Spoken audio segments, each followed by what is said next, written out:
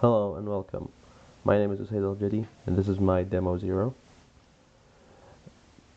Today we will be exploring how a microprocessor does operations such as subtraction. Specifically, we will be doing today a subtraction 8 minus 3, which is equal to 5. Let's start by exploring the microprocessor. So as you can see, over here is the processor, over here is the memory, and all of that is connected via a data bus, as you can see over here. Let's start by putting values into our read-only memory. We will put the value 8 into the read-only memory 0, and we will put the value 3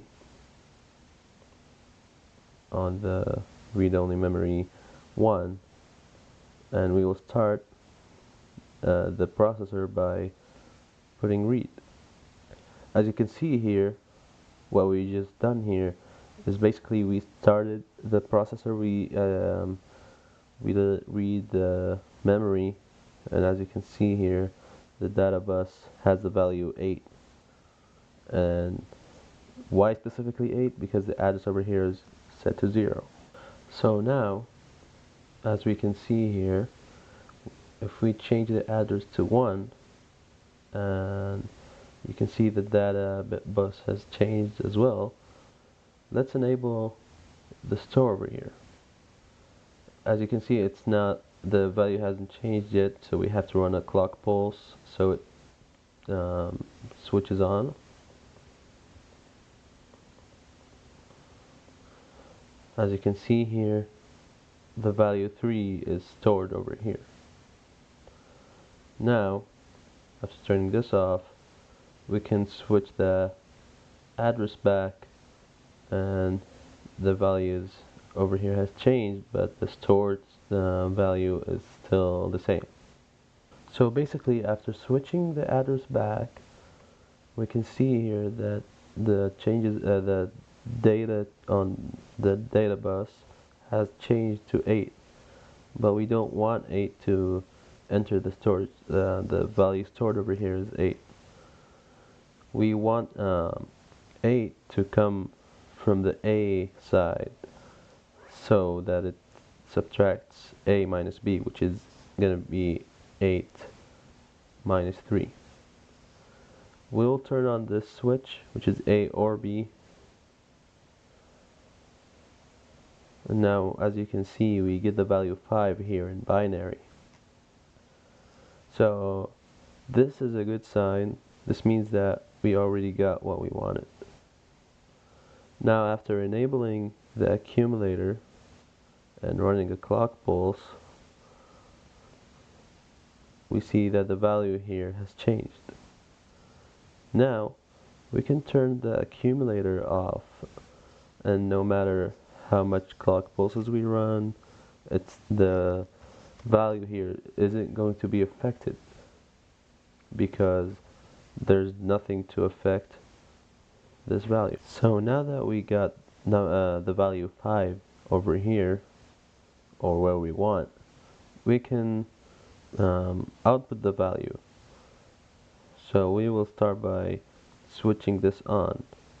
As you can see, there's an error going on, and that's because it's on read mode. And while on read mode, we can't really output anything. So what we'll do, we will turn off read mode, and we will start writing. And as you can see, the value has gone out. And now what we want is to write it to RAM 6. To write it to RAM 6, we just need to set the address to 6. 6 in binary is 110. So basically now it's turned on to this RAM. Now we should get a value of 5 after running a clock pulse. And as you can see right here, hold on one second. Yep, it's a value of 5. Now let's get to the discussion. Is this machine digital or analog, and why? I believe this machine or this microprocessor, this machine is digital. It uses binary, and that's a telltale. That's why. What is a bit? A bit is the binary digit, which mostly consists of 0 and 1, which we can see over here and over here. How many bits are in each of these microprocessor registers? Registers usually consist or usually have 8 digits or 8 bits. We can see that this microprocessor has only 4 data bits. What is a register? A register, basically, you can imagine it as a temporary storage unit.